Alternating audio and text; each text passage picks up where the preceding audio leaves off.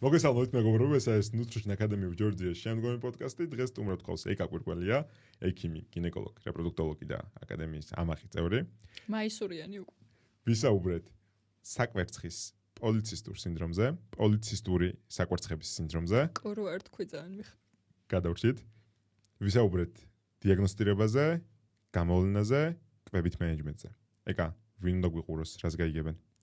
ამ პოდკასტს უნდა უყუროთ პირველ რიგში, ვისაც აქვს სამწუხაროდ პოლიცისტური საკვერცხების სინდრომი და მათ ირგვლივ ყველამ რათა მათზე იზრუნოს.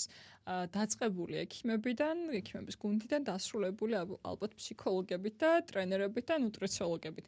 გაიგებთ თუ რა არის, რატომ ქვია სახელი არასწორად, მოისმენთ ჩვენს მსჯელობას და კარგი იუმორს, მაგალითად კვებაზე და სხვადასხვა ჰორმონულ და არაჰორმონულ საკითხებზე ამ დაავადების ირგვლივ და ბოლოს დაგვიწერეთ ასევე კომენტარებიც და ერთად გავაგრძელოთ მსჯელობა, იმიტომ რომ დღეს ვერ ამოწურავთ ამ პოდკასტით ამ თემას, თუმცა რა ვიცი, შეგვიჯამეთ. დავიწყოთ. ეკა, რას ნიშნავს საერთოდ პოლიცისტური საკვერცხების სინდრომი? დავიწყოთ იქიდან თორნიკე რომ არასწორი სახელწოდება და კარგი დასაწყისია. მალე ეცვლება ხო? ანუ მალე სახელი შეეცვლება. მე დომაგაზე პოსტიც ავსტრალიის მონაშის უნივერსიტეტმა და კლინიკებმა მათი ლიდერობით საერთაშორისო ასოციაციები ენდოკრინოლოგთა, გინეკოლოგთა და ამავდროულად გაერთიანეს და ჩაატარეს ექიმებს შორის გამოკითხვა. მათ შორის მეცხვებულობდი მონაწილეობას და შენ შეგიძლია მიიღო მონაწილეობა და სახელწოდება იმიტომ არასწორი რომ პოლიცისტური, ანუ ცისტა არ არის საკვერცხეში, ისინი ჩვეულებრივი ფოლიკულებია, ამიტომ არ გამოხატავს, ან პაციენტებისთვის არის ძალიან დააბნეველი და შემაშფოთებელი. ხა მე და შენ კი ხვდებით, რომ რა არის ეგ და როგორ არის და წაკითხული გვაქვს და გვინახავს ეგეთ პაციენტები, მაგრამ პაციენტები ძალიან ღელავენ, რომ რა ექიმო ცისტები მაქვს, ანუ რაღაც მოვკვდები, უშვილო დავრჩები, რაღაც ვერ გადავრჩები, შესაბამისად არ გამოხატავს, ანუ როგორც აშფოთებს პაციენტებს, არ გამოხატავს მის არს, რომ ეს არ არის მხოლოდ გინეკოლოგიური პრობლემა და დარღვევა, ეს არის მეტაბოლური ენდოკრინოპათია, ანუ პოლიცისტური საკვერცხების სინდრომი. სინდრომი ავხსნათ რა არის? სიმპტომთან ერთობლიობა. ანუ როტერდამის კრიტერიუმებით 3 სიმპტომიდან მინიმუმ 2-ის არსებობის შემთხვევაში ჩვენ შეგვიძლია ეს დიაგნოზი დავსვათ. თუ გვახსოვს, ესენია პირველი არარეგულარული მენსტრუალური ციკლი, ან ოვულაციის არ ქონა, ან პერიოდულად არ ქონა ოვულაციის, ასევე ჭარბი ანდროგენები სისხლში, ან გარეგნულად გამოხატული, ხო ვიცით ჩვენ აკნე, ჰირსუტიზმი, ან პოლიცისტური საკვერცხების მორფოლოგია, ულტრაბგერითი კრიტერიუმებით შეფასებული, მულტიფოლიკულოს ვეძახით და პოლიცისტურს აღარ ვეძახით, ეკოსკოპიურად. და ახალი კრიტერიუმი დაგვემატა, რომელიც არის ანტიმიულერული ჰორმონი უკვე დიდებში, რომელიც არის მომატებული ამ დროს. ეს სადიაგნოსტიკო კრიტერიუმები რა სიმპტომებით გამოვლინდება, როდის შეიძლება იეჭვოს ქალმა ამ სინდრომის არსებობა და რას უნდა მიაქციოს ყურადღებას სიმპტომებიდან? აი, როგორც კრიტერიუმები ჩამოვთვალეთ, ისე რომ გავუყოთ თითოეული კრიტერიუმი რაში გამოიხატება. ოკეი, დავიწყოთ არარეგულარული მენსტრუალური ციკლით. მაშინ რა არის რეგულარული მენსტრუალური ციკლი? კაი კითხვაა სხვათა შორის და მაგაზეც მე დავიდეო. რეგულარულობა, ანუ ძალიან კარგი არის, რომ შენთან და ჩემთან პაციენტებს უთხრათ, რომ მოვიდნენ ჩანაწერებით. ძალიან კარგი არის თუ სანდო აპლიკაციების გადმოწერენ, მაგალითად Floss, რაც თვითონ აკეთებს ამის კალკულაციას. ანუ ბოლო სადღაც 3-6 თვის განმავლობაში ყველაზე გრძელი ინტერვალი მენსტრუალური ციკლის, ციკლს უნდა გამოვაკლოთ ყველაზე მოკლე ინტერვალი. Ну, მაგალითად, თუ მქონდა 3 თვის წინ ყველაზე გრძელი ინტერვალი 38 დღე, მაგას და ამ თვეში მქონდა 30 დღე, შუალედი არის 8 დღე. ანუ ყველაზე ხანგრძლივ და ყველაზე მოკლე ციკლს შორის სხვაობა უნდა იყოს 8-9 დღე. 7-8-9 დღე. არა მეტი, უკვე 10 როცა არის უკვე რაღაცას ვეჭვობთ.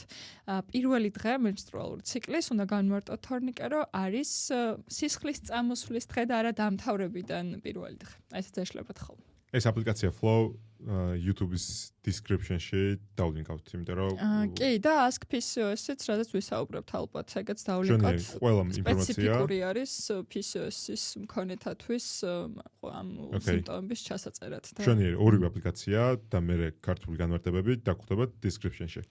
იცი რა მითხარი? რეგულარული მენსტრუალური ციკლის დარღვევა.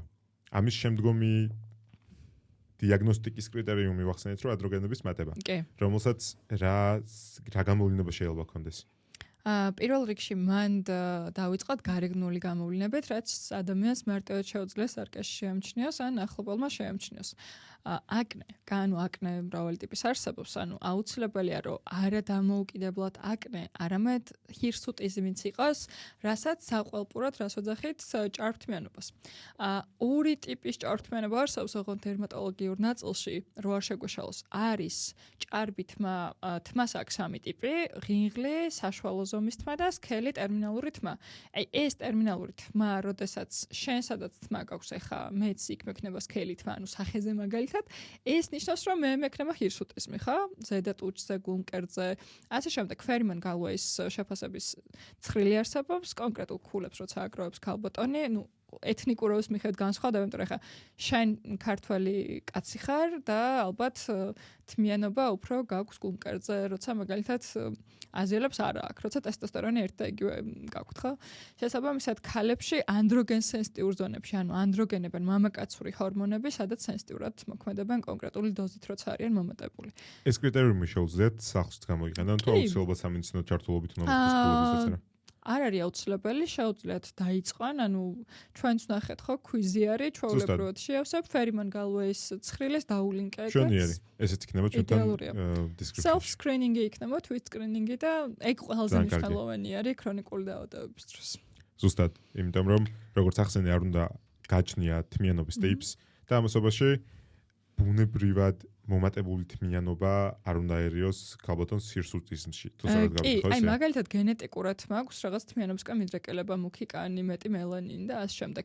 ან სადღაც ეხა მე და შენ რაღაც ერთ წერტილში, აი აქ მხარზე გამოგვიჩნდეთ მუქი თმა. ხო, ან ეს არის საკმარისი. არის საკმარისი. ეგ უფრო ჰიპერტრიქოზის მანიშნებელია და არა, ანუ ეს თმა კონკრეტულად ეხა რატო პუბერტული განვითარების დროს იღლიებში რატო ამოგვდის თმა და ბოქვენზე, იმიტომ რომ თირკმელს და ჯირკვალი ჩაირთვა, მაგას ქვია ადრენარქე, ანუ ადრენარქე, აქსილარქე, პუბარქე, როცა თირკმელს და ჯირკვლის ანდროგენებმა გაგვიზარდა თმა, ოფსუნი შემატა და ასე შემდეგ. ეს ორივე, უბრალოდ სამივე კრიტერიუმი, ორი კრიტერიუმის სამი გამოვლინება, ალბათ ერთ-ერთი ყველაზე პირველი გამოვლინება, რომელიც შეიძლება ქალმა შეამჩნიოს. კი. მესამე კრიტერიუმის გამოვლინება შეუძლიათ ნახონ თავიანთ ცხოვრების მიმდინარეობაში ხალხმა? მესამე ძალიან კარგად მიყვები და მიყვარს როცა ალაგებ ხოლმე ჩვენს ეგრე გვასწავლენ ნუტრიციოლოგიას. მადლობა ეკა. იდეალური ლექტორი ყავს. მადლობა მას წპირიქით. ესაა როგორც მე ვსწავლობ, ამიტომ ჩათვალე რომ ეხლა მეც ეგრე მიყვარს სხვა შორის სწავლა, ანუ დალაგება, სისტემაში მოქცევა და გააზრება, ანუ გრაფიკებიც კი. ანუ ჩვენ ვსაუბრობთ მესამე კრიტერიუმზე. მესამე კრიტერიუმი და მე დიაგნოსტიკას ვისაუბრ, როდის უნდა გაკეთდეს ანალიზები და აშო. მესამე კრიტერიუმი ანუ ასევე აღნიშნოთ, რომ მოზრდილებში და მოზარდებში განსხვავებული არის ამ დიაგნოზის დასმის კრიტერიუმი. მე ხავ ვსაუბრობთ მოზარდებზე. ვსაუბრობთ ზრდასრულებზე. ზრდასრულებზე უკაცრავად. ხო, ეს ამოვჭრათ და თავიდან ვიტყვი. ეხლა ვსაუბრობთ ზრდასრულებზე. არა, ეხლა ვსაუბრობთ ზრდასრულებზე. ხო. შესაბამისად ზრდასრულებში არის ეს კრიტერიუმები, როგორც ან თქვენ როგორც შეგიძლიათ იეჭვათ და ჩვენ როგორც შეგვიძლია დიაგნოზი დავსვათ. ეკოსკოპიურად და არა ეხოსკოპიურად და ხო არ გამაგონოთ თორე ნერვებზე ვითხრებ. გორმონზე და ხრომოსომაზე კიდევ უბრალოდ. შენ არა. კი, ვეცდები რომ არც ერთ წინადადებაში არ გამოვიყენე. ხო, ძირითადად სამედიცინო სტაფი ხო გამოიყენე. მაგრამ როცა ეს არის რაღაც უცნაური რაღაც რუსული სტყობის გავლენით, აი ხეგე მაგალითად, ქორიონული გონადოტროფინი, ქუგუ, ანუ რა ხეგე. ღმერთთან ძალიან მეშლება. აი შენთან რა არის ეგეთი? რას დამახინჯო? ნუტრიციოლოგიაში იმდენად ახალი სფეროა, რომ დიდი ალბათობით მისი რუსული გადმონაშთი სახელი არ აქვთ დამახსოვრებული. მაგრამ რუსული გადმონაშთი დიეტები გაქვთ. პიერსნერის დიეტები, მაგიდების პრინციპით აღებული დიეტა. ვერ გავიგე მაგიდების პრინციპი, დღემდე როგორ მუშაობს. ძალიან მარტივია. ყველა დიეტაში ხემსად გიწერია კისელი. სახამებლის უზარმაზარი კისელს ხემსად. რეალურად 960-70-იანი წლების გაიდლაინია, რომელიც ამაზე ვმოხდობთ. კლინიკური ნუტრიციოლოგია, ამაზე კიდე გვექნება საუბრები ძალიან ბევრი. ძალიან მიხარია და აქედან მივესალმებით ჩემს ჯგუფელებს. დედას ბებიას. კარგია. ჩვენ ჩატზე თქვი კიდე რომ მაიმუნობთ ხამის 2 საათზე. ყველაზე გვიანი ძინებს ანი. მე მეძინება ყველაზე გვიანი. მოხდეთ საუბარია ნუტრიციოლოგიის საფუძვლების ჯგუფზე. ესეთი აქტიური ჯგუფი არ მყოლია და ალბათ არ გვეყოლება არის დროს, იმიტომ რომ ალბათ მე გარდავიცვალები პროცესში. 24 საათი ჩატში თუ არ შევედი 476 გამოტოვებული მესიჯი მხვდება ასე რომ კი და მაპატეთ რომ თქვენი თანხმობის გარეშე ეს ინტიმური დეტალები გავამხილოთ. რაც მხოლოდ ნახარებს. დღეს ამბობ საუბარი გვექნება ასევე როგორია საკვერცხის პოლიცისტური საკვერცხეების სინდრომის ზრდას, რომელსაც სახელი მალე შეეცვლება კვებითი მენეჯმენტი. არჩევობს თუ არა იმე კვებითი მიმართება. სამაგისტრატომდე გადავალთ. ხო, ის ბოლო დავასრულოთ. დიაგნოსტიკის მეთოდში მჭირდება, მაგრამ სიმპტომურად შეიძლება მრავალი ცისტა კალმა იგრძნოს რამენაირად, რომელიც საკურცხეში. ხო, პირველ რიგში რადგან ცისტები არ არის, ჩვენ დაუძახოთ მათ ფოლიკულები. სხვა მრავალი მომწიფებელი ფოლიკულა. მიყვარს შენი კითხვები. რეალურად რაღაც ეტაპზე არიან გაჩარებული მომწიფების და ვერ აღწევენ, ანუ მეიოს ხო გადამჯრედები იყოფიან მიტოზურად ან მეიოზურად, ანუ რაღაც დონეზე არიან გაჩხერილები და ვეღარ აღწევენ 2 სანტიმეტრს, რომ შემდეგ საუკეთესო გასკდეს, ოულირდეს და ნუ ორსოლოთ ვარ დადგეს განადგურდეს. ეს ფოლიკულები, ანტრალური ფოლიკულები, ეკოსკოპიაზე ჩანს, უკვე გაზრდილები არიან, სადღაც 3-4 მმ-დან 9 მმ-მდე მათი დიამეტრი. შეიძლება ქალმა იგრძნოს, თუ ოვულაცია თხას არ არის და ანუ არც საუკეთესოს არჩევა არ მოხდა ნახე. ამ პროცესში არც ხვები არ დაიხოცა, აკუმულირდა და მაგ დროს საკვერცხეების ზომა ხო დამოკიდებულია ჩვენ ეკოსკოპიაზე როცა ვზამავ, მასში ფოლიკულების არსებობას რაღაცა დიდი ცისტა თუ მაქვს ენდომეტრიოზული, საკვერცხს მოსულობაც იზრდება ხო? ლოგიკურია. და შესაბამისად მათი მოცულობა მაგიტო არის PCOM-ის ან პოლისტური საკვერცხების სინდრომის მორფოლოგიის კრიტერიუმი თუ 20-ან მეტი ფოლიკული არ გაქვს, რომ ეს ერთ-ერთ კრიტერიუმში მონიშნა რომ აქ ეს კრიტერიუმი რომ ეს დიაგნოზი დავსვა პოლისტური საკვერცხების სინდრომის არის 10 მილilitrზე მეტი მოცულობის საკვერცხე, ანუ ზომაში გაზრდილი. შესაბამისად არა აუცილებელი 20 და მეტი ანუ ზომაში გაზრდილია საკვერცხე მინიმუმ 1. შესაბამისად კი, ქალები ამას გზნობენ ხოლმე, აი აქ მაგალითად გეტყვის, რომ ექიმოი აქ მკაჩავს საკვერცხეები. ან სექსის კონკრეტულ პოზებში ტკივათ ან კაჩავთ და ეკოსკოპი რო სინჯავთ ითებით გინეკოლოგი თუ ხარ ან ეკოსკოპის ვაგინალური გადამწოდით იმ მხარეს როცა მიექცევა შეიძლება კაჩვის და ასაო ტკივილის შეგრძნება კონდეთ. ანუ სიმძიმის შეგრძნება. უფრო სიმძიმე კაჩვა, ხო, ძირითადად ეს არის ხოლმე და აი სულ ეშინიათ ხოლმე და მეკითხებია რომ აი ეკა რატომ აქვს ეს შეგრძნება და როცა უხსნი რომ რეალურად აქ უბრალოდ ოვულაცია არ დაგარ დიდხანს დაგროვდა გადიდა უბრალოდ ხო მექანიკურად ახლა იქ ინერვაცია კი იცი და სხვა შორის ახალი კვლევა არის რომ საკვერცხეს ქონია რაღაც თავისი მინი ტვინი ანუ რაღაც თავისი ნერვული ქსელი ძალიან კარგად განვითარებული მე გაგის არ გამიკვირდა მაგარი რამე ჩვენი ორგანიზმი ძალიან საინტერესო ამ სიმპტომებისგან რამდენი ან რომელია ყველასაგან გაშო და რომელი უნდა ნახოს ერთად თუ პირველივე სიმპტომის გამოჩენისთანავე უნდა მიმართოს გინეკოლოგს ეხლა ჩვენ ჩავდივართ ბავშვობაში ოკეი ანუ ბავშვობიდან ზოგადად ყველაფერზე ვთანხმდებით რომ ჯობია რომ თავიდანვე მიეხედოს და ვიზრუნოთ ხო ექიმთან რეგულარული ვიზიტი არის კრიტიკულად მნიშვნელოვანი ქალბატონისთვის გინეკოლოგს ზუსტად წელიწადში ერთხელ და კაცისთვის გინეკოლოგთან. არ აღიარებ. აი გინეკოლოგთან მაინც გაყევით ხოლმე შეყვარებულებს ანცო. ზუსტად. ხა, შესაბამისად მენარქე, ანუ პირველი მენსტრუალური ციკლი არ არსაოს კონსენსუსი მაგაზე, რომ არც არის საკმარის კვლევები, რომ რომელია ზედაზღვარია, შეინცი რომელია ზედაზღვარია, იმიტომ რომ აი ნაადრევი მენსტრუაციაც, აი ნაადრევი პუბერტატის ამის ნიშნებიც, მათ შორის მენსტრუაციაც და სპერმის წარმოებაც არის ერთ-ერთი პირველი ნიშანი, როგორც სხვა გარეგნული ნიშნები, ითვლებოდა რომ გოგონებში 8 წლამდე თუ იწყებოდა და ბიჭებში 9 წლამდე, ეს იყო ნაადრევი, მაგრამ ეხა ძალიან გაახალგაზრდაოდა ეგეც, იმიტომ რომ იქ ინტერნეტია, იქ ჭარბიწონა, კარგად იციან ჭარბიწონის გავლენა მომწიფების დაჩქარებაზე, ხო, იქ რა ხდება და როგორ ხდება. შესაბამისად, ზედაზღვარიც კი არის მიჩნეული 15 წელი, მაგრამ მნიშვნელოვანი გავითვალისწინოთ, რომ თუ ეჭვი არის, ანუ პირველი მენსტრუაციამ პირველი 2 წელი შეიძლება არრეგულარული კონდეს, ნახე რა რთულია ბავშვობაში ამ დიაგნოზისას.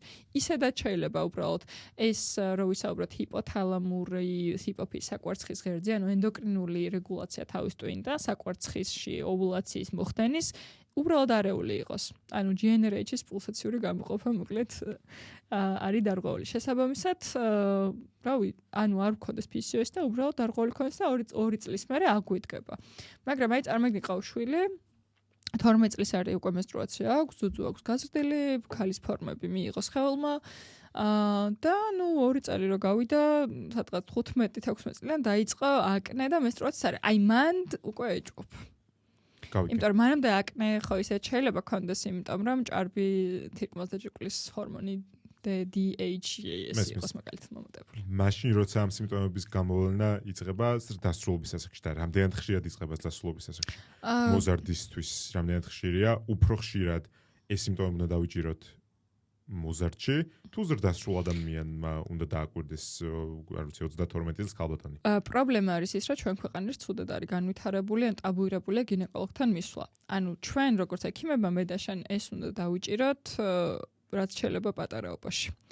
ანუ უნდა ვიეჭვოთ, აი მან სადაც ყველაზე რთული არის ამის, ანუ როგორც კი ვეჭვობთ, იქიდან ძირითადი რაოდენობა იქნება PCOS, იმიტომ რომ საკმაოდ კარგად გამოიხატება 18 წლამდეც. ანუ რეალურად როცა ვსაუბრობთ ექიმთან ვიზიტებზე, ამასობაში ვსაუბრობთ ასაკობრივ მიმართებაში, როდის რისკი მაქვს. კი. მაგალითად, ასაკის მატებასთან ერთად ვიწყებ სწორნაწლავის სიმსივნეების სკრინინგს ან ძუძუს კიბოს სკრინინგი კონკრეტული ასაკიდან არის ნარჩევი. ჩვენთან. მაშინ როცა, არ ვიცი, კვების ნაწილში რო ვთქვათ, არ ვიცი, სარკოპენია ან კუნთის მასის კლება არის მომდევნო წლების საფიქრალი.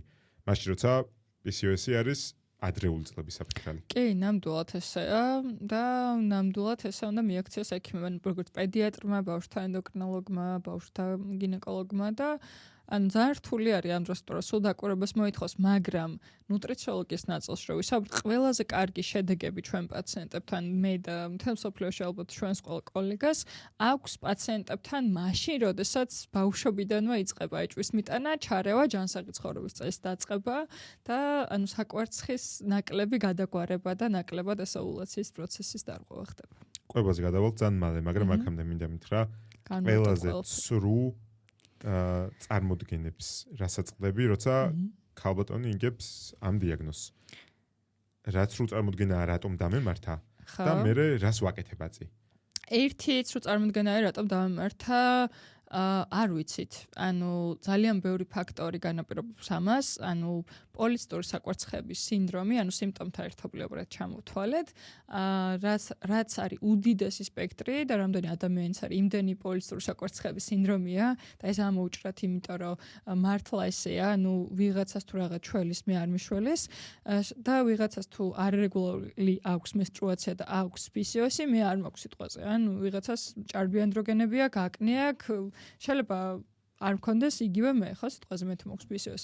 შესაბამისად, ეს ყველაზე დიდი მითი არის, რომ რაღაცა მაგალითად ყველას ერთნაირად აქვს პოლიცისტური საკვარცხლების სინდრომი და ჩემთან პაციენტები რომ მოდიან, ძირთად მოდიან არა ინფორმირებული, რაღაც 3 თვე ან 6 თვე კონტრაცეფცია დანიშნული და ხო, არ არის პოლიცისტური საკვარცხლების სინდრომი განკურნებადი, ანუ მას იწვევს როგორც გენეტიკური ფაქტორები, ასევე გარემო ფაქტორები, ასევე ჭარბი წონა შეიძლება იყოს განპირობებელი და სხვა და სხვა.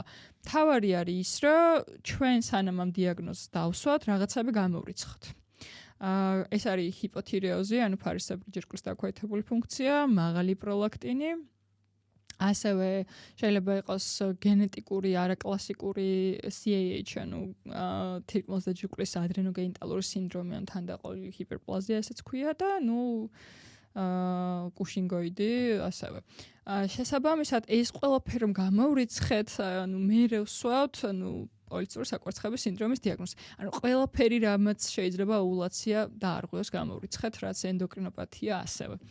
ხო, და ანუ მას განკურნება არ აქვს.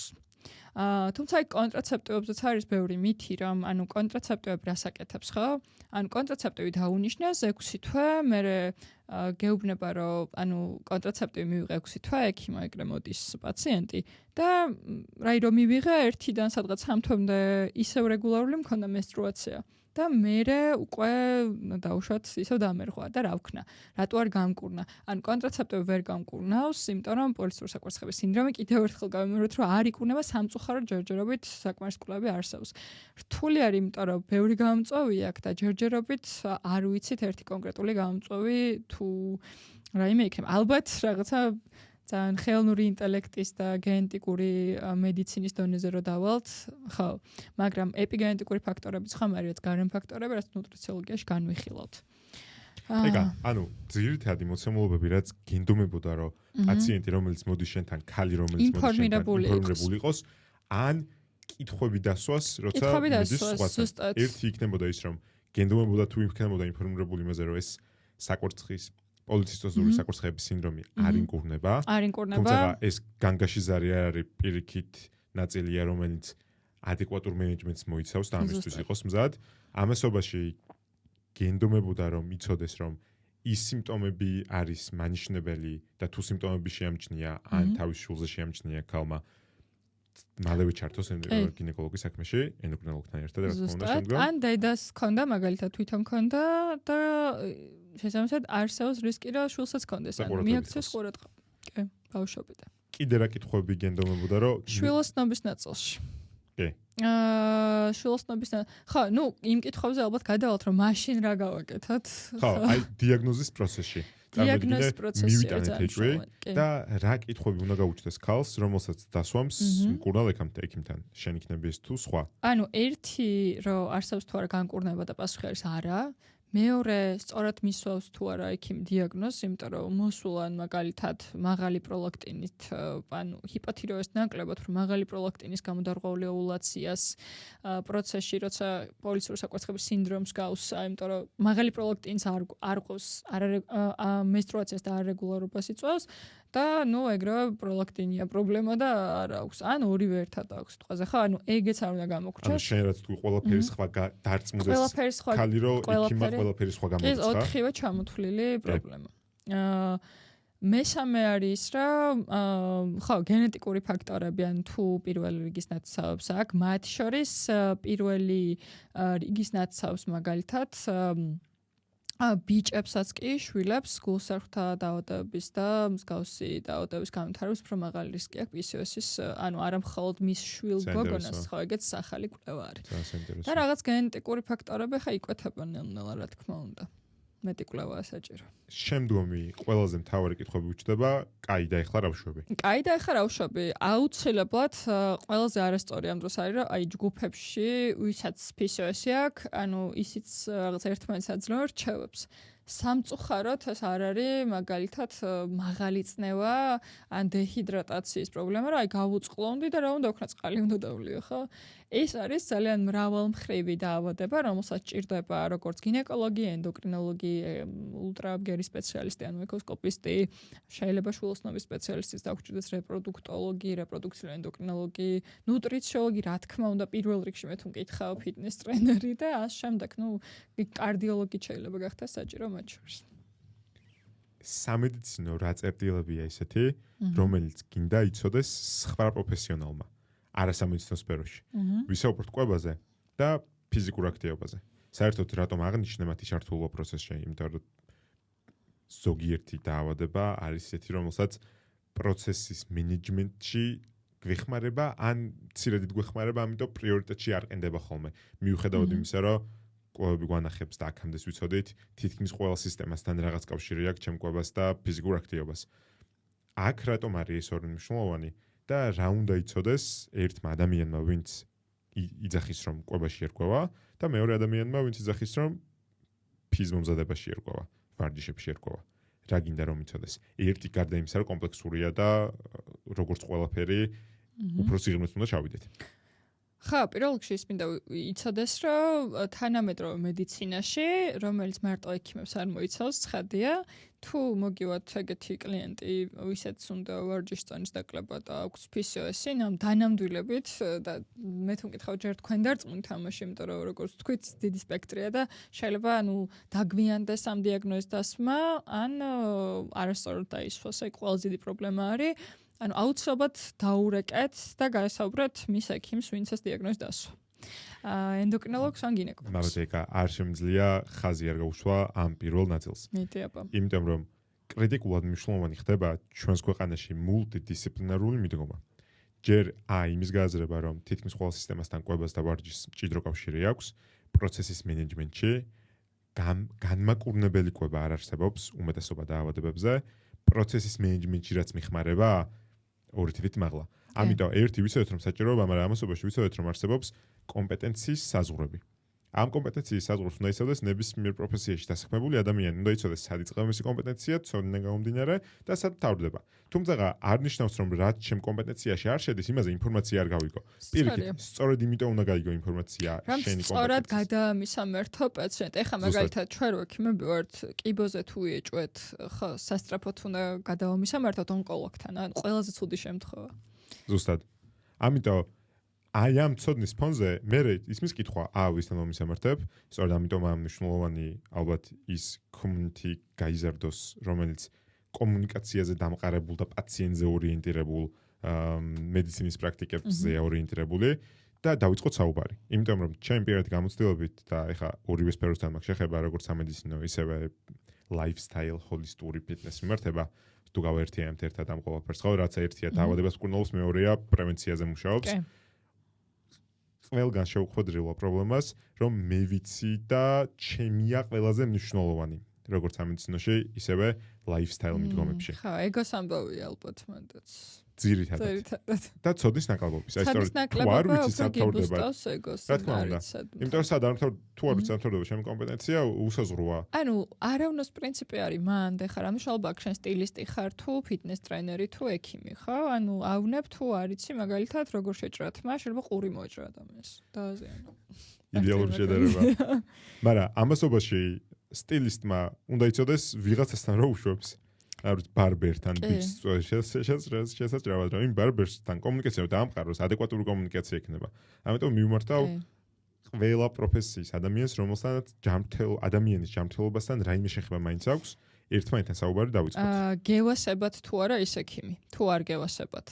ამას ვიტყვი ესე ხუმრობით, ასე ვთქვათ, ფრაზული ფრაზით, იმიტომ რომ მე შეიძლება შენ არ მევასებოდე, მაგრამ ჩვენ გვაქვს საერთო მიზანი ვზრუნავთ პაციენტზე, ადამიანზე, პირველ რიგში მის ცხოვრების ხარისხის გაუმჯობესებაზე და მე შენ როგორც მაგალითად ენდოკრინოლოგთან, ნუტრიციოლოგთან და ამ შემდეგ, როცა საჭირო, იმიტომ რომ ეს პაციენტს წამართმევს, დავკარგავთ, არა, პირიქით, უფრო მეტად შევიძენთ ამით უფრო მეტ პაციენტსაც და ერთმანეთის ნდობას.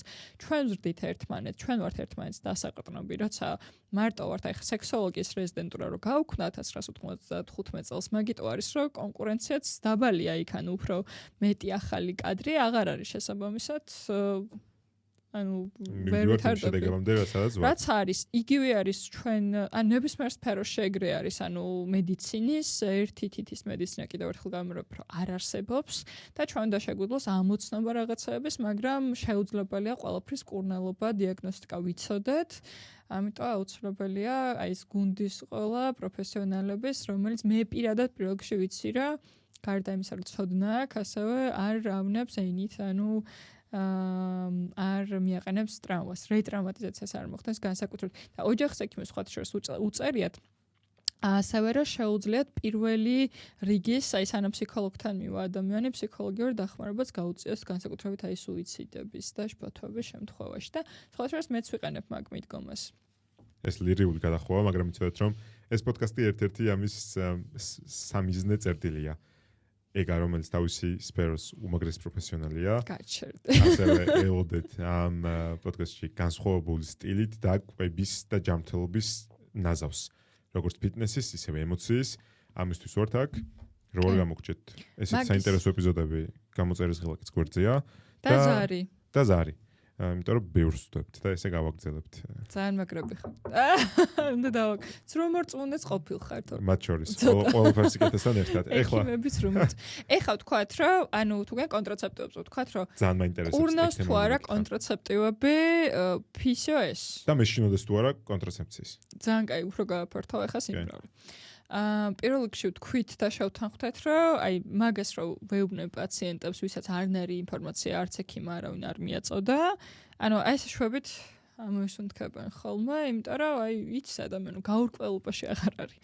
კონტრაცეპტივები რას აკეთებენ? კონტრაცეპტივები უბრალოდ ნიღბავენ, ანუ იმ სიმპტომებს, რაც გამოიწვია ოვულაციის დარღვევამ. ანუ იმას შევთანხმდეთ, რომ თუ ოვულაცია დროზე მოხდება, ანუ ცოტა უფრო ადრე რომ მოხდება, ცოტა უფრო ხანგრძლივი, მოკლე ინტერვალის ციკლი იქნება, ცოტა უფრო გვიან, ცოტა უფრო ხანგრძლივი.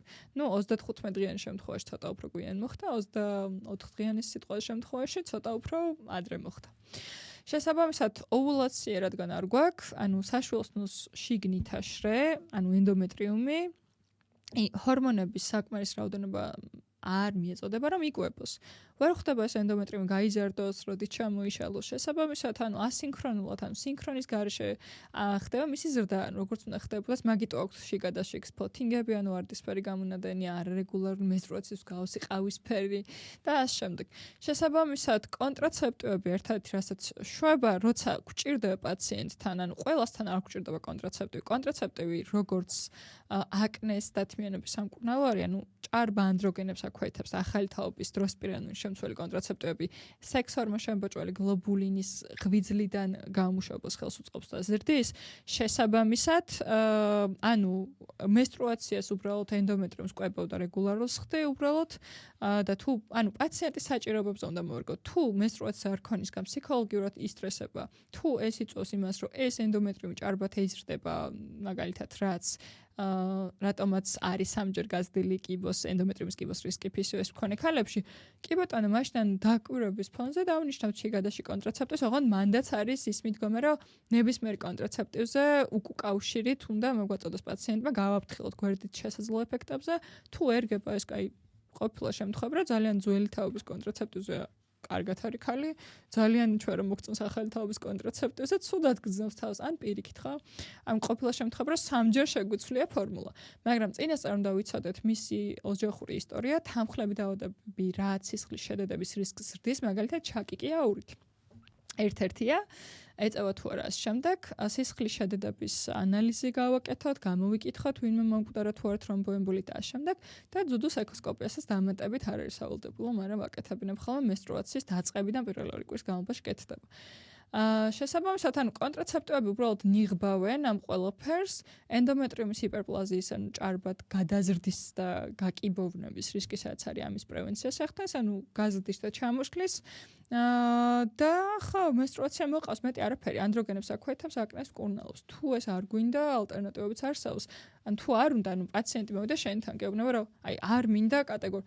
არა არის არა. დამთავრდა მორჩა. მეტი არაფერს არ შვება კონტრაცეპტივები და ნუ რა თქმა უნდა კონტრაცეფციული ჩასახვის საწინააღმდეგო ეფექტი აქვს, რომ მათ შორის ქალები, ვისაც ოვულაცია დარღვეული აქვს, შეიძლება სპონტანური სექსი დავრსულდეს. კონტრაცეფცია არის პირველი რიგის შარევა? პირველი რიგის მკურნალობა, ოღონდ არ მკურნალობს თვითონ დაავადებას. მკურნალობს დაავადების გამოწვეულ სიმპტომს და მარტო კონტრაცეპტივები ხო არ არის, არსებობს სხვა ანდროგენები თუ მომატებული მათი დაბლოკვის საშუალებები, აკნეს სამკურნალო ალტერნატიული საშუალებები და ანუ ჩემთან რომ მოდიან ყოველთვის უკვირთ, რომ აი მენსტრუაცია რეგულარული მაქვს მაგალითად, ანდროგენები მომატებული აქვს, ან არა აქვს, ან თმიანობა აქვს მაგალითად და აი რატომ არ მინიშნავთ, რომ სხვა მინიშნავდნენ, ჩვენ უბრალოდ გამოვიყენეთ ლაზერული ეპილაცია, მორჩა დამთავრდა. ანუ რაც ჭირდებოდა მას, ანუ ზედმეტი ჩარევის, ზედმეტ წამლის გარეშე. მაშინ სად შემოდის თამასში კვება და ფიზიკური აქტივობა?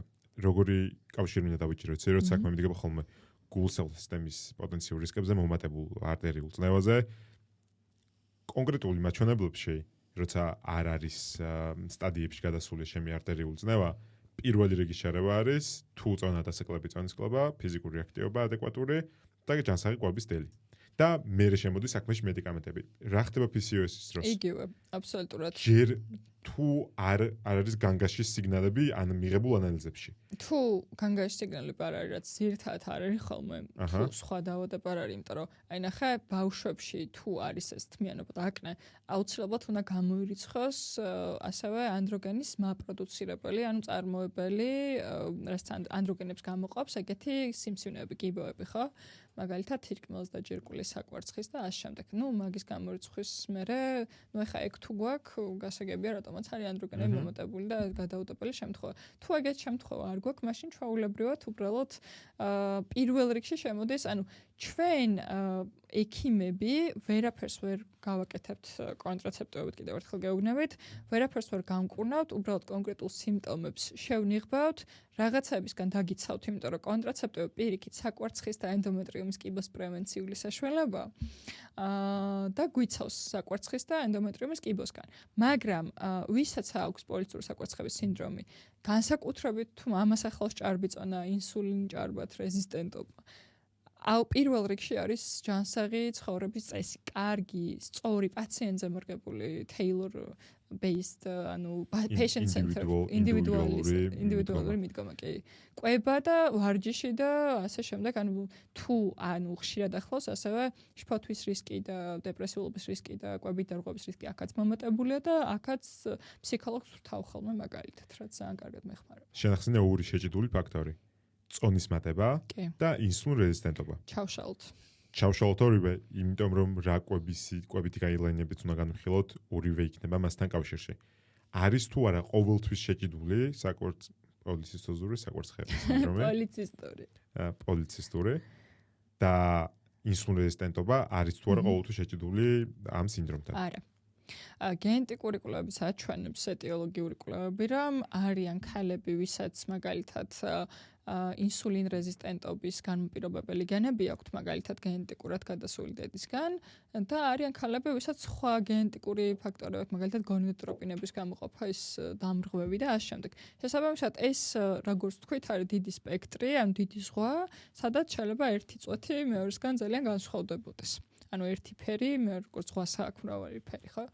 ამიტომაც. მაგრამ მაქვს საკმარისი შეჭიდულობა იმისთვის, რომ როცა სინდრომის დიაგნოზი დადგება, ასევე ვაკონტროლო ინსულინ რეზისტენტობა, ასევე ვაკონტროლო ჩემი წონის მონაცემები. საკმარისი არის ეს მონაცემები, როგორც მე და შენ გადავხედეთ, აღარ მახსოვს რამდენი იყო.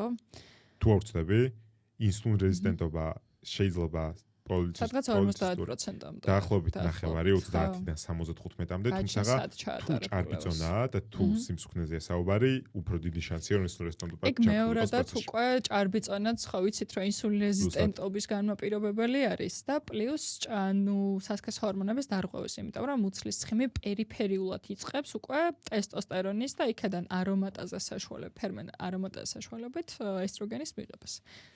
ეგეც დამატებით პრობლემა. კვებაში რას ვაკეთებ? რა მჭირდება პოლიცისტური საკვარცხეების სინდრომის დროს კვებით მენეჯმენტის გასათვალისწინებლად? მაგ რა მტკიცებულობაზე დაფუძნებული ნაწილი შენ რას უხჩევ პირველ რიგში?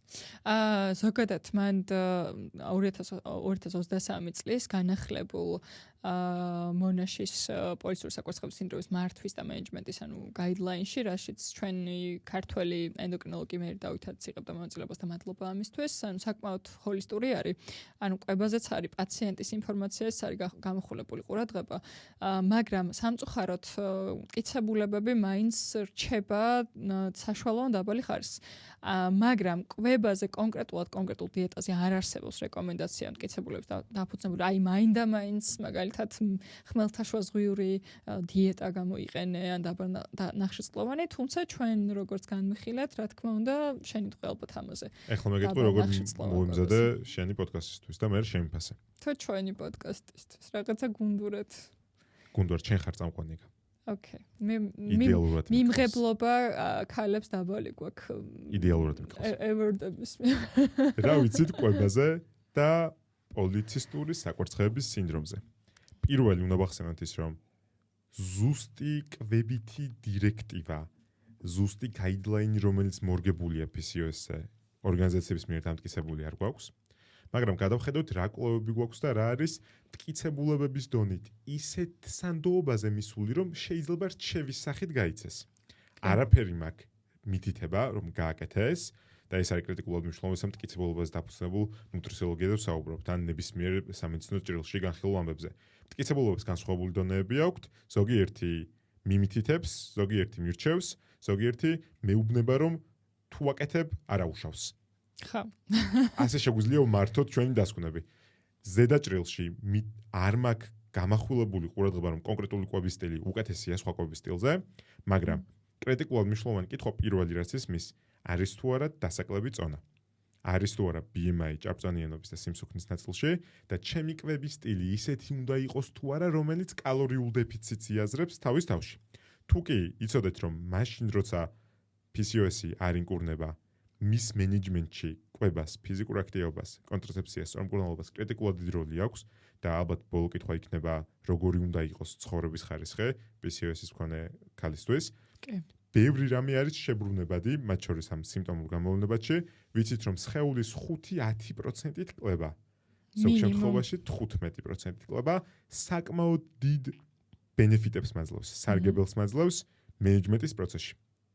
თუ არის წონა დასაკლები, თუ არ არის საუბარი სხეულის მასის მატებაზე, წონის კლება ბენეფიტურ ნიშნად არ მაქვს. მაგრამ მან ჩართოს გავაკეთებდი, სანამ გადაალაგებ კიდევ ერთხელ, რომ შეიძლება დიაბეტი მეორე ტიპის მაგალითად, ან თუნდაც პირველი ტიპის, ანუ ინსულინ რეზისტენტობა, პრედიაბეტი და დიაბეტი შეიძლება ქონდეს ძალიან გამხდარ ადამიანსაც.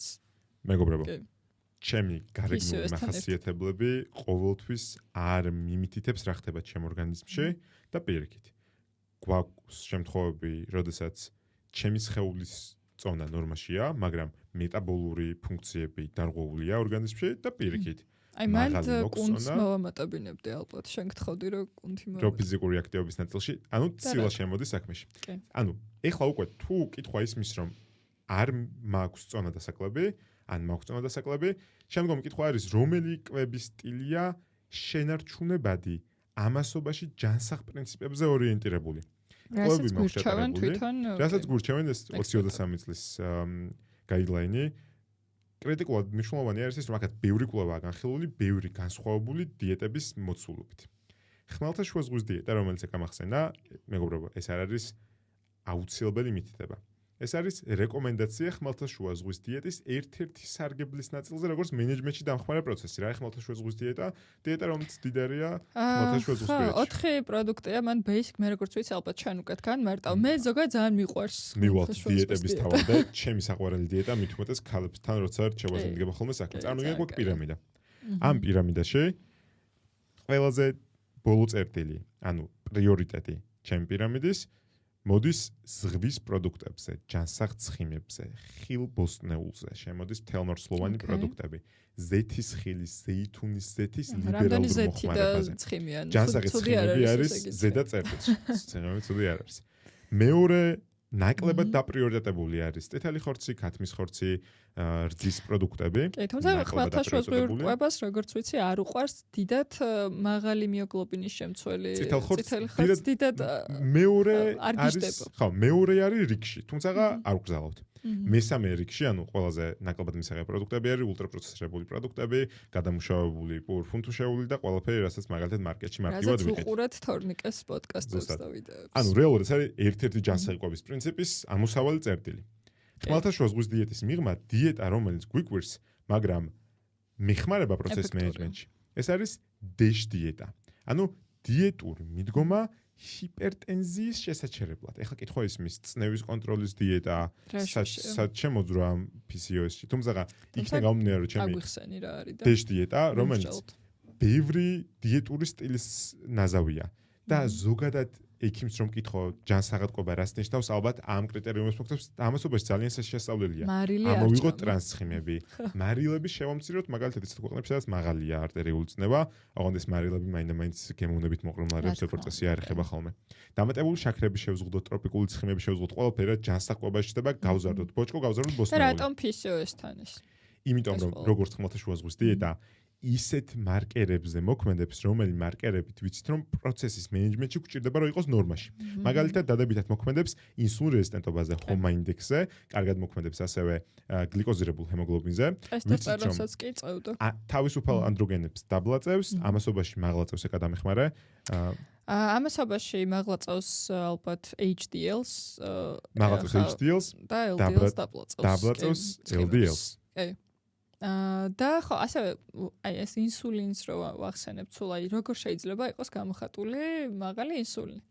გარეგნულად მაგალითად კისერზე, ნაკეცებში, იღლიებში, საზრდულებში, აი მაგალითად ვულვის უფრო მუქი ფერი ირგვლივ მდებარე კანთან შედარებით თვითონ დიდი ბაკეების არის ძალიან ნორმალური.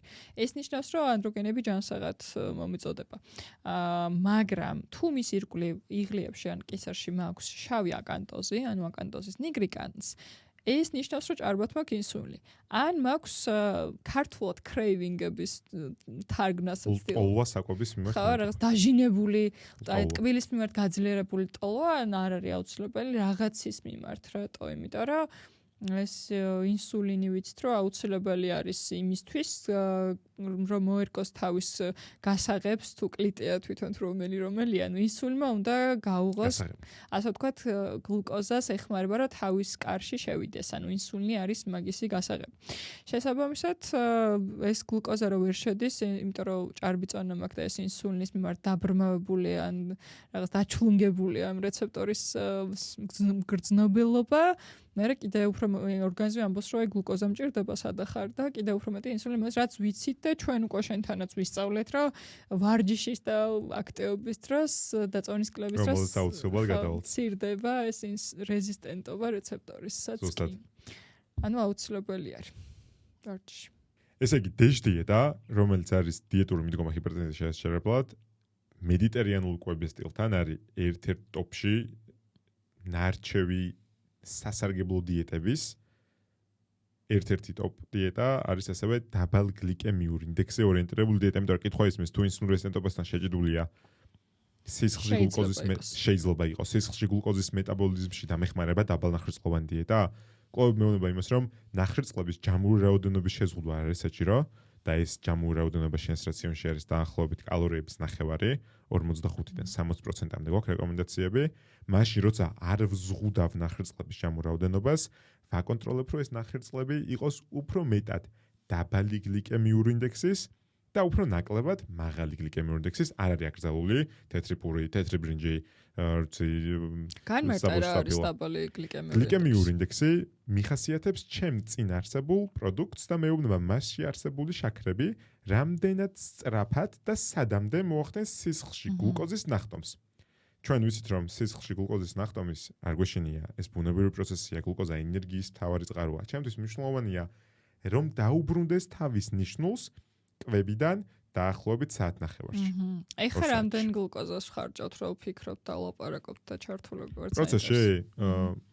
მთელი დღის განმავლობაში ამ მცირე პროცესებით ბევრს, ეხლა ბოლო 40 წუთში შემიძლია ამის კალკულაციაც გავაკეთო, მაგრამ იცოდეთ, რომ თქვენ ყველა უმეტესობა ენერგიაში იხარჯება უპირატესად ნახრიწყლები, გლუკოზა, ასევე შემოდის საქმეში ცხიმები, ეხლა იქ არ ვიმზიხარ, შენთანაც კი ნაწილი ცხიმოვანი მჟავების გამოყენება ხდება ეროვნიკით, მაგრამ ეს სხვა პოდკასტის ალაპარაკო თემაა.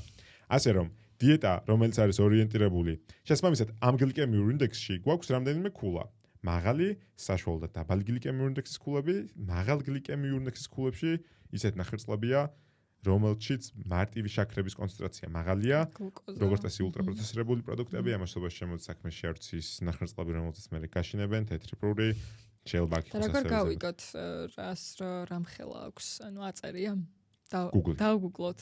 ეს ის წერტილია, სადაც ხელოვნური ინტელექტი და Google, მაშინ როცა ამ ვიდეოს აღწერაში დავდებ გლიკემიურ ინდექსის სავარაუდო მინიშნებებს, ინტერნეტი არის ჩემი დამხმარე. პლუს მინუს, იმიტომ რომ გლიკემიურ ინდექსის ქულა არ არის უნივერსალური ცნება, მხოლოდ მინიშნებაა და თუ ზუსტი ისედაც არ არის, საშუალოდ განსაზღვრავაში საკმაოდ დამეხმარება. თუმცა არ ვზღუდავ მაღალი გლიკემიური ინდექსის პროდუქტს, უბრალოდ არ ვიღებ რაციონიდან საერთოდ, უპირატესობას ვანიჭებ ხილს, ბოსნეულს. ანუ ამ ყველას გადაფარვა, ყველა დიეტური რჩევის არის მეტი ბოჭკო. მეტი უჯრედისი. მეტი ნუტრიენტები ვიტამინები. მეტი ნუტრიენტები მათ შორის. ანუ კანფეტსაც აქვს ლიმნიან კანფეტს, ნახრიწყლები. მაგრამ არა ბოჭკო. არა ბოჭკო და არა ვიტამინები. ზუსტად, ამიტომ როგორ ნახე, რა საინტერესოა? რაც გვასწავლე შენ, აი, ნახე, კარგად ვაბარებ. ამ სამივე დიეტას აქვს საერთო მეტი ბოჭკო. რასაც მეტი ბოჭკო აქვს, იმას აქვს მეტი სხვა ნუტრიენტები. სხვა ნუტრიენტები, ხო. ანუ ბოჭკოთ მდიდარი პროდუქტი არის ყველა ბოსნეული. უმეტესობა ხილი. ხილეულ თესლეული, მათ შორის მთელმარცვლოვანი ბურღულეული, პარკოსნები. ანუ როცა მიუყვებით საქმეს მტკიცებულობას დაფუძნებულ ნუტრიოლოგიაში, კაცო, აბა ბოჭკოა, მთავარი ანგელოზი, მაშინ მარტო ბოჭკოს დალევას დავიწყებ, ხო, არსებობს. რაღაც კაფსულებში რო ბევრი საკუთარი დანამატი არსებობს, ან სამედიცინოდ გამოიყენება მაგალითად ყაბზობასთან ბრძოლის პროცესში. მეტი ბოჭკო მაგალითად არის ფსილიუმის სახით. ფსილიუმი და ასე შემდეგ. და ანუ ბოჭკა რაში მჭირდება? ხო, ბოჭკო მჭირდება ბევრ რამეში, მაგრამ რომ არ გადაუხვიოთ თემას, ეს არის სამშობლოებრივი სისტემა, ეს არის პრობიოტიკების წყარო, ეს არის გულსახუს სისტემის დამცველობითი ნაწილი, წონის მენეჯმენტი, მაგრამ ბოჭკოა ყველაფერი. თურმე ის პროდუქტი, რაშიც მეტი ბოჭკო, ასევე შეჭიდული სხვა ნუტრიენტები. თუმცა, ანუ დიეტების ნაწილში არ მაქვს რჩევა რომელიმე გამორჩეულ დიეტის ტიპზე. ცალსახაა რომ არც ერთი შეზღუდული დიეტის ტიპი არ მეხმარება. 3 ტოპ დიეტა მედიტერიანული კვების სტილი, დეშ დიეტა, დიეტური მიდგომა ჰიპერტენზიის შესაჩერებლად და დიეტა, რომელიც ორიენტირებულია შედარებით დაბალ გლიკემიური ინდექსის მქონე პროდუქტებზე. აურძულდო ნახევარწლებს, ანუ ვუყურებ მის ხარისხს ბჭყალებში. როცა საქმეში შემოდის თუ წონის კლება მჭირდება, საქმეში შემოდის რეკომენდაცია, რომ იყოს კალორიული დეფიციტი ამ დიეტებთან ერთად და ეს დიეტები აქაც მეხმარება. იცი რატოა? რატო? იმიტომ რომ შენერჩუნებადია. ისეთი დიეტური სტილია მიჯაჭულობას იწვევს. რახან აკრძალული არ არის, უმეტესობა ადამიანი ძალიან ბედნიერია, როცა მის რაციონში ბევრი ჯანსაღი ცხიმია. პასტას ჭამით, რომელიც ზღვის პროდუქტებზეა დამზადებული, რომელსაც მიაყოლებ იქ რაღაცა კარგ ბოსტნეულს. ყველა ბედნიერია. კი, ან ბურატას თუ დაადებ იტალიის რომელიღაც კუნძულზე. ამასობაში დარჩები კალორიულ დეფიციტში. აქამდე რჩევები. ცოტა სიორჭიშებ. და შარაკოს გვასწავლა, ძირთადი ენერგია მაინც გამოდის, რომ მეტაბოლურ პროცესებზე იხარჯება, ანუ ნივთიერებათა ცვლაზე, ორგანიზმის. აუცილებლად შენი ბაზალურ არსებობაში რა ენერგიაც გეხარჯება.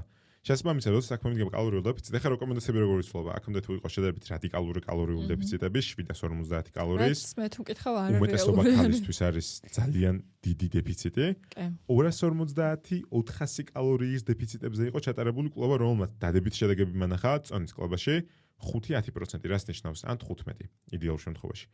ეს ნიშნავს 100 კილოგრამიანი ქალბატონისთვის 5-10 ან 15 კილოგრამს, რომელიც შეძლებადი მიზანია, მათ შორის ამ დიეტების სტილით ადეკვატური კალორიული დეფიციტით გრძელვადიან პერიოდში.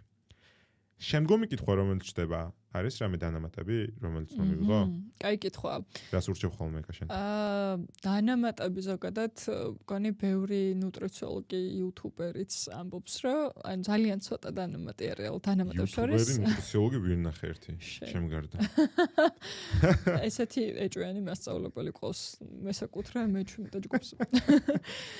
მოკლედ, ზოგადად ძალიან ყველა ვიცით, რომ ძალიან ცოტა კვებით დანამატი არის, რასაც აქვს ძალიან ძლიერი მტკიცებულებები, რომ აი უსაფრთხოა და ეფექტურია და გშველის. რუსად.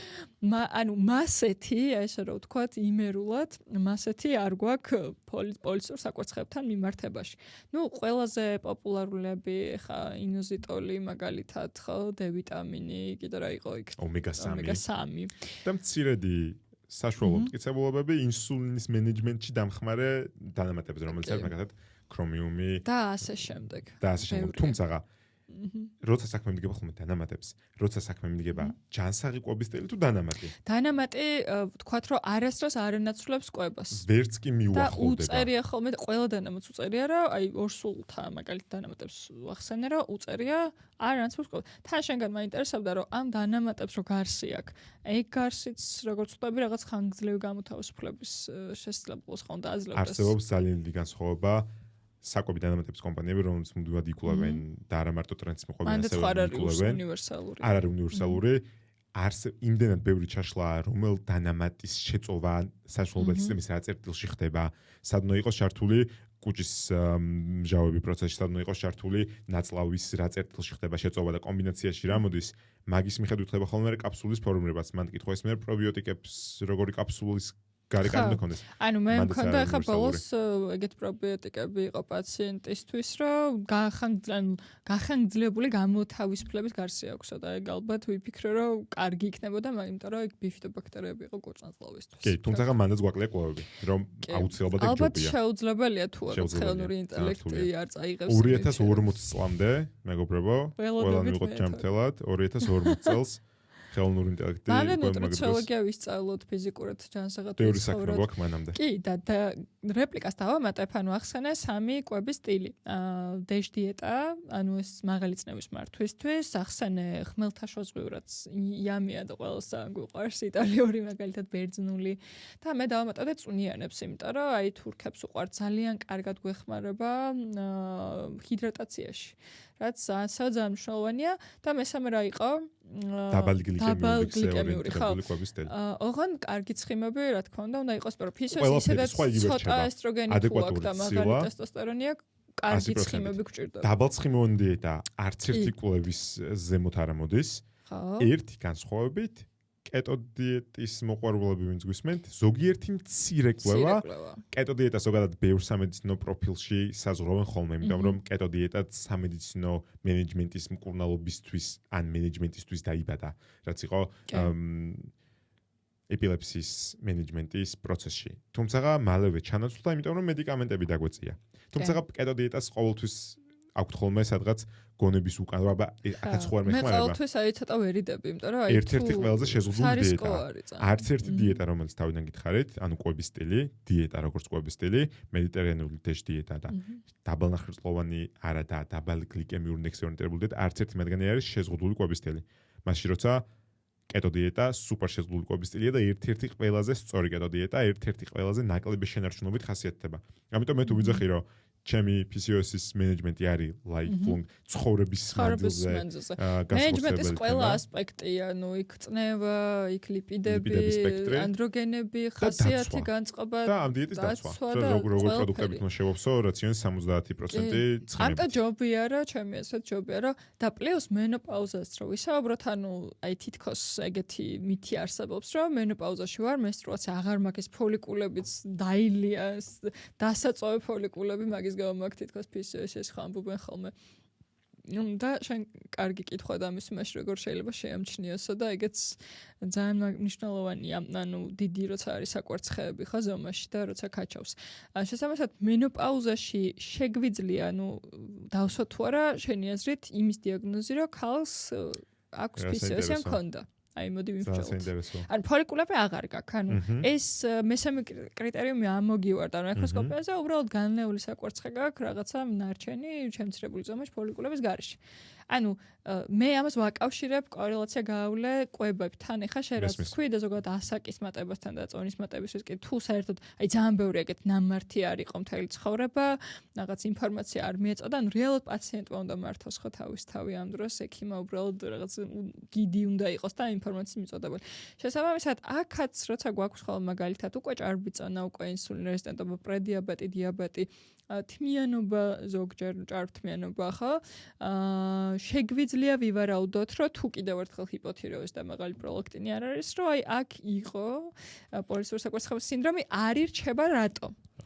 იმიტომ რომ უკვე წამოვიდა სხვა ხანგრძლივ პერსპექტივაში გართულების რისკები და კლინიკა, როგორიც არის შინაგანი ორგანოების გაცხიმოვნება უბრალოდ ჭარბიწონის გამო, ღვიძლის გადაგვარება და ფიბროზება და ამ შემდეგ მაღალი წნევა და უკვე ანუ შენ რო გამოკითხავ, ანუ რა არის ჩვენ საქმეში მთავარი, რომ კარგად ბევრი და სწორი კითხვა დავუსვათ პაციენტს.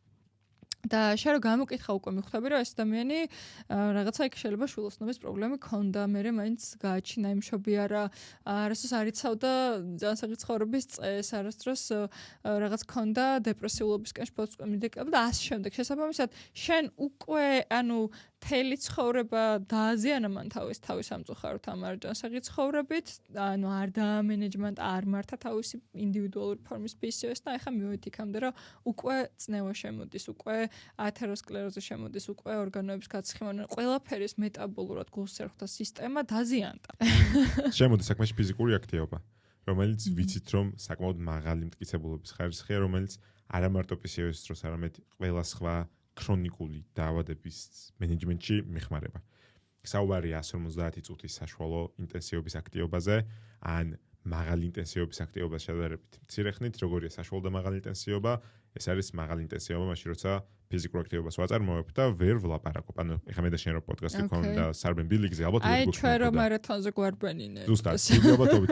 ზოგიერთი თქვენგანი, რომლებიც დაძუნძულობდით და გქონდათ ლაპარაკის თავი პროცესში, თქვენთვის ეგ ფიზიკური დატვირთვა აღიქმებოდა როგორც საშუალო ფიზიკური დატვირთვა. მე და შენ რომ იმიტომ რომ ინდივიდუალურია. როცა საქმე შემოდის ჭარბი წონა, ინსულინ რეზისტენტობა ან დიაბეტი, სადაც გლუკოზის მენეჯმენტის პრობლემაა და ვიცით რომ ინსულინ რეზისტენტობა არა მარტო ახდენს ჩემ გარეგნობაზე ორიენტირებას უჯრედულ დონეზე ენერგიის მიღების პროცესში გვაქვს სულობები. მაგიტო ფიზიკური აქტივობის ტიპი და ამასობაში ფიზიკური აქტივობის ტიპი, რომელიც არის ჩემთვის ნორმალური, ადამიანისთვის, ვისაც ჭარბი წონა, ინსულინ რეზისტენტობა ტიპი 2, ან ტიპი 1 დიაბეტი აქვს, შეიძლება იყოს განსხვავებული სუბიექტურად განსხვავებული აღქმადი ინტენსივობა. ეს არის ერთ-ერთი მიზეზი სტატისტიკურად ვიცით, რომ ტიპი 2 დიაბეტს მქონე ადამიანები კვლევებში სადაც ტარდებოდა ფიზიკური აქტივობებზე მათი დადებით ზეგავლენა, უმეტესობა მათგანი 2 წლის მანძილზე ფიზიკურ აქტივობას თავს ანებებდა.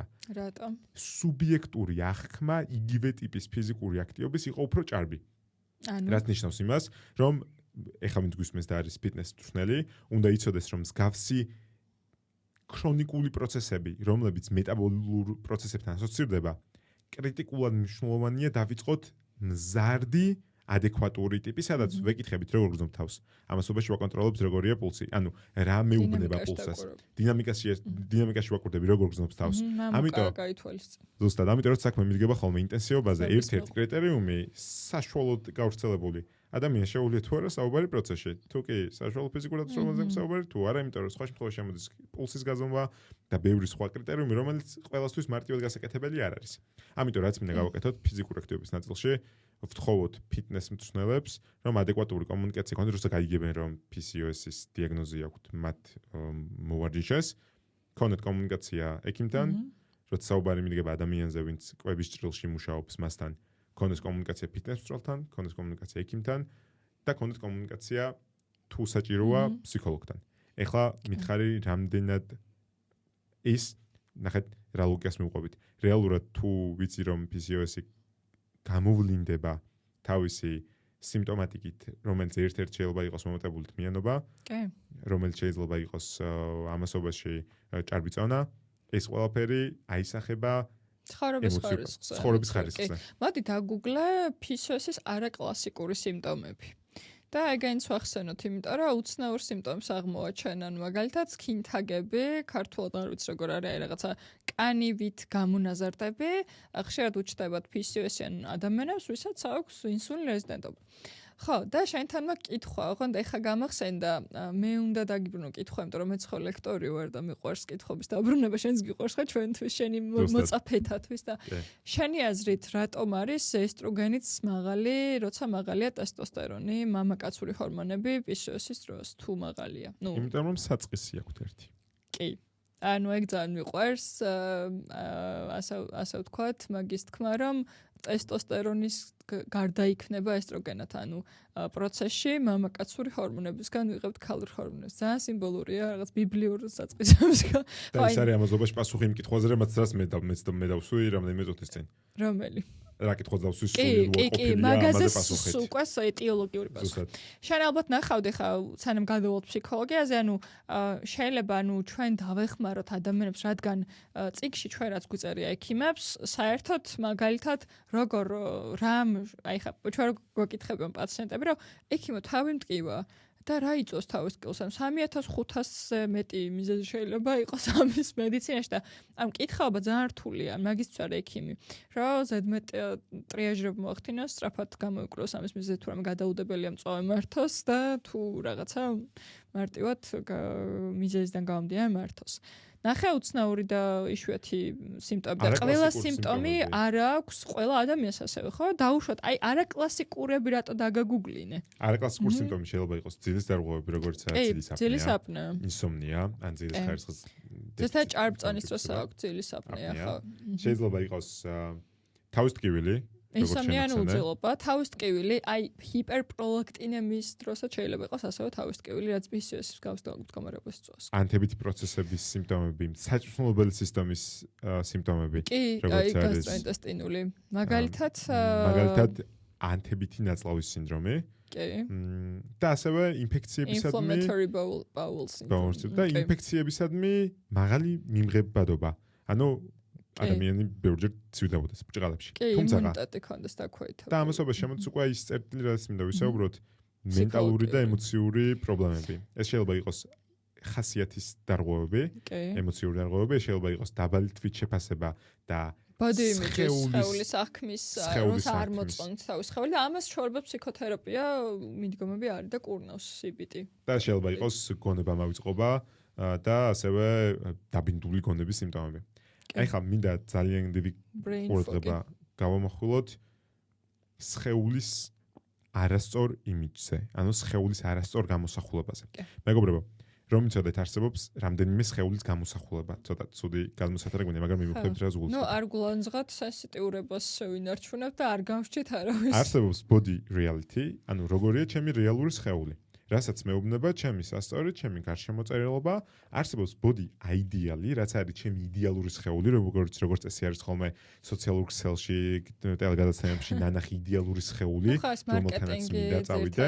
გვიბიძგებს რაღაც შარჩოებისკენ. და მესამე არსებობს body image, რაც არის შეიძლება არც რეალობა იყოს, იმიტომ რომ coaching-ზე ჯერ არ გადასხვალ გადაგიყვანს ცოტა ხანში. არც თუ ჩავაბარე გამოცდა. აბარასიზა. ეს ჩემი body image შეიძლება არც body reality იყოს, ანუ არც რეალობასთან იყოს ახლოს და არც არასდროს მივიდეს იდეალურთან. და სადღაც შუაში იყოს, გაჭედილი სადაც არასდროს მოწონს თავისი გარეგნობა. და ამას გეუბნები, იმიტომ რომ როგორც წესი ეს ყოველთვის body image გვახსენდება ხოლმე ქალებზე. წინ გიზიარ ადამიანი, რომელსაც ეს პროცესი დარღვეული აქვს ბავშვობაში თითქმის არასდროს. ამიტომ ეს ადამიანებს როგორც წესი ბავშვობაში თუ არიცით რა უთხრა თქვენ შვილს არ აქვს მნიშვნელობა ბიჭია თუ გოგო, ნუ გოგოებს უფრო ხშირად ლანძღავენ სხეულზე რა უფრო მოწონებადი იყოს საზოგადოების. არიცით რა უთხრათ შვილს, უთხარით არაფერი არ უთხრათ მაშინ. ანუ აი თუ არის რაღაც კარგი რაც უნდა უთხრათ შეაქოთ რომ შენ ლამაზი ხარ. მოდი არაფერი არ უთხრათ.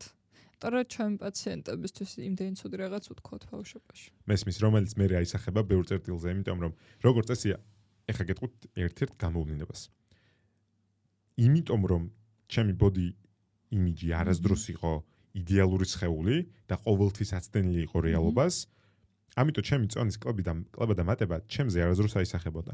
ანუ ჩემთვის 20 კილოგრამით აღქმაზე ფსიქოლოგიური ჩემთვის 20 კილოგრამით მეტი ვარ თუ ვარ 20 კილოგრამით ნაკლები, ჩემთვის ყოველთვის body ideal-თან შორს ვიყავი და რეალობას ვერასდროს ვერ ვხედავდი. ამიტომ ძალიან ბევრჯერ მქონია წონის მატების და კლების ციკლი და თუ ქონია თუ იმას რომ აი 20 კილოგრამისაც შემომემატა. იმიტომ რომ არასდროს ვაკვირდებოდი, იმიტომ რომ ჩემი სხეულის აღქმა როცა თვალებს ხუჭავ, ან თუნდაც სარკეში ვიყურებდი, წარმომიდგენია განსხვავდება რეალობას. აქ არის ხა თავის ტვინის იმიჯი არის. ემოციური მიმართება ცალსახად, ამიტომ ვუშვებ რომ ადამიანებს სადაც საქმეში ემატება ქალისთვის ირშუტიზმი, ჭარბით მიანობა, აკნე ჭარბი წონას კინთაგები, შავი აკანტოზი და უფრო მეტი წერტილები ერის გამო შეიძლება ეს ჩემი body image დამიქვეითდეს და ჩემი ანუ რამე შკალა არსებობს? სხვათა შორის არსებობს შკალა და უფრო მეტად ესეთი შკალები დიაგნოსტირებისთვის გამოიყენება უფრო ფსიქიატრის მიერ. ხო, აი ფსიქიატრთან გადავალ, ანუ აქ PCOS-ის ნაწილშიც, ანუ მტკიცებულებებზე დაყრდნობითი ერთ-ერთი ფსიქოთერაპიის ნაწილი არის კოგნიტიურ-ბიჰევიორისტული, ანუ შემეცნებით ქცევითი თერაპია, რომელიც დამტკიცებულია, რომ სხეულის body image როგორ არის ქართულად? სხეულის გამოსახულების და თვით შეფასების ამაღლებაში ძალიან გვეხმარება. რატო?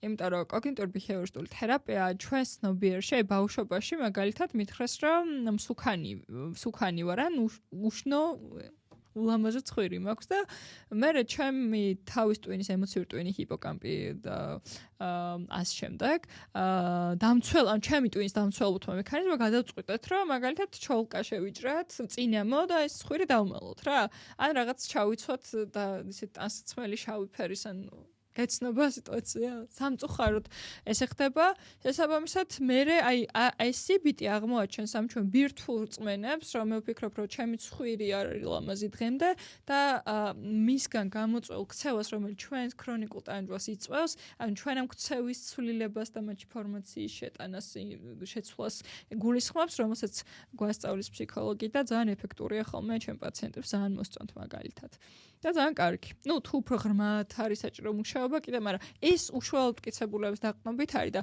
ჩვენ განვიხილეთ ასევე ერთ-ერთი ახალი კვლევა, რომ ასოციაცია და კორელაცია ბავშვობის abuse-ზე და maltreatment-ზე ბავშვობის ასაკში ქალების, რადგან ქალების დაავადება, abuse-ი როგორ იყო ქართულად, შევიწროება, უგულველყოფა, ზურგის ქცევა, ეს ემოციური შევიწროება და ალბათ მე დავამატებდი რომ კვლევაში არ არის ფიზიკური შევიწროებაც რა თქმა უნდა ასოცირებულია და უფრო მაღალ რისკებთან იყო დაკავშირებული უკვე დიდობაში პოლიციური საკვარცხლების სინდრომის ქონის. და მაგაზე კიდე არის ახალი კვლევა სულ წინცხალი რომ თვითონ საკვარცხლეს ქონია ნერვული სისტემა განსაკუთრებული რომ ასე ვთქვათ ვარაუდობა რა თქმა შეუძლია საერთოდ განლევა მოახდინოს ამ ფოლიკულების ან ოვულაციის შეზღუდვა და ძალიან საინტერესო ტიპია რა თავის ტვინი აქვს მოკლედ. საინტერესოა სათესლებზე რა ხდება ბევრამ არ ვიცით მანდაც. წარმოდგენა არ მაქვს. მე რა ვისაუბროთ ანდროლოგიის ნაწილშიც საოცრად დამჭირდება მაგნატური განათლების მიღება. ეგა. ამიტომ ვუთხრა თორნიკეს რომ შენ ხარ ძალიან სიმპათიური და ლამაზი და არ ვიცი ჩემს ინსტაგრამის თორებში იმდენი ჩემი ფოლოვერი არის ჩანს დაქრაშული რომ მეგობრებო დაუწერეთ კომენტარები და რა ვიცი ვისაც გაგიმართლეთ ხო რა იქნებოდა სასიდედროებს ვეტყოდი რომ პოტენციურად იბრძოლეთ თორნიკეს გული ესეთი კარგი ბიჭი თქვენს ოჯახში სხვა ვერ შემ ეგა იმ კამერა შეხედე და მითხარი ერთი რამ რაზეც ყურადღებით უნდა იყოს ქალი ვისაც PCOS-ის დიაგნოზი აქვს და ერთი რამ რაზეც უნდა იყოს მშვიდად ერთი ის რომ არ არის ეს განაჩენი რომ მაინდა-მაინც უშვილოდ არჩებით პირიქით ძალიან ბევრი ფოლიკული გაქვთ და მენოპაუზა გვიან დაგეწყებათ მეორე ძალიან დიდი სარგებელი არის რომ ივარჯიშებთ კუნთები უფრო ადვილად გედებათ იმიტომ რომ მეტი ტესტოსტერონი და მამაკაცური ჰორმონი გაქვთ ძალიან კაია და მესამე ის რომ უფრო მეტი სტიმული გაქვთ იმისთვის რომ თქვენი მენტალური და ფიზიკური ჯანმრთელობა და კვებითი ჯანმრთელობა უფრო მეტად განავითაროთ და